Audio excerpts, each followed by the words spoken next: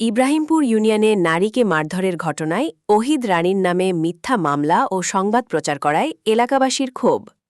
চাঁদপুর সদর উপজেলার ১১ নং ইব্রাহিমপুর ইউনিয়নের ৬ নং ওয়ার্ডের পারিবারিক বিবাদের জেরে দ্বন্দ্ব ও মারামারির ঘটনা ঘটে।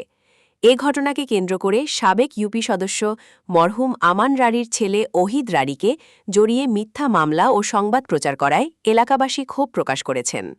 আর এই ঘটনায় তীব্র নিন্দা ও প্রতিবাদ জানিয়েছেন ওহিদ রাড়ি সহ স্থানীয় এলাকাবাসী। মঙ্গলবার ১৬ জুন স্থানীয় বাসিন্দা রুবেল রাড়ি, শহীদ ঢালি, স্বপন গাজী, রাজন গাজী জানান, ওহিদ রাড়ি একজন ভালো মানুষ। তিনি এলাকার মানুষের সেবা করে থাকেন। সে একজন জনপ্রিয় ব্যক্তি। তার জনপ্রিয়তা ঈর্ষান্বিত হয়ে একটি কুচক্রী মহল থাকে ওই ঘটনার সাথে জড়ানো হয়েছে।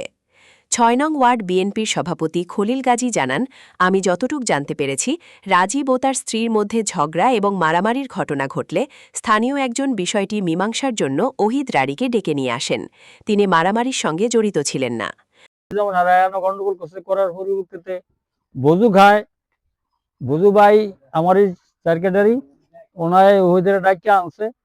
আনার পরে ওহিদের সহ এখানে তর্ক বিতর্ক হয়ে একটা কথা দিন বাড়াবাড়ি হয়েছে। ওই যাদের ফটোতে গেছে গিয়া এরপর আর এর পর্যন্ত কোনো সমাধান হয় নয়। এটার সম্বন্ধে আমি জানলাম। আর এই তো এইটার ভিতরে আর কোনো এরকম কোনো দুর্ঘটনা এরকম দুরিচ্ছক এমন করে কেউ কয় নাই। আমি ঘটনা সম্পর্কে ওহিদ রাড়ি জানান, মারামারির সময় আমি ঘটনাস্থলে উপস্থিত ছিলাম না। স্থানীয় একজনের ফোনের মাধ্যমে ডাকলে আমি ঘটনাস্থলে আসি। আসার পর আমি দুপক্ষকেই আমি দিই এবং চিকিৎসা নেওয়ার জন্য বলি। তবে আমার বিরুদ্ধে যেই মারামারি অভিযোগ তুলে মামলা এবং সংবাদ প্রচার করেছেন, এজন্য আমি তীব্র নিন্দা এবং প্রতিবাদ জানাই। আজকে আমার বিষয় হলো, আমি একটু কথা বলবো আমার এই এলাকার গণ্যমান্য এবং সাধারণ জনগণের ছোট বড় ভাই বোনেরা আছে। আসলে কি আমার নামে যে সমস্ত এই যে মিথ্যা অপপ্রচারটা ছড়াইছে এবং মিথ্যা প্রচারটা সংবাদটা দিছে এবং থানায় আমার বিরুদ্ধে অভিযোগও দায়ের করছে, আমি যে ঘটনাটা আমার বিরুদ্ধে সাজাইছে, এই সাজানো নাটকটা কেন করছে বা কেন করলো, কোন কারণে করলো, আজকে মানুষের উপকারের জন্য বালা হোক মন্দ হোক যখনই যে আমাকে ডাকে, আমার ইতিহাস আছে, আমি রাত্র অন্ধকারে আমার ঘর থেকে আমি বাইরিয়া গেছি গা। আমি এই দেশের জনগণের সেবা করার লিগে আমি ঘর থেকে বাইরিয়া গেছি গা।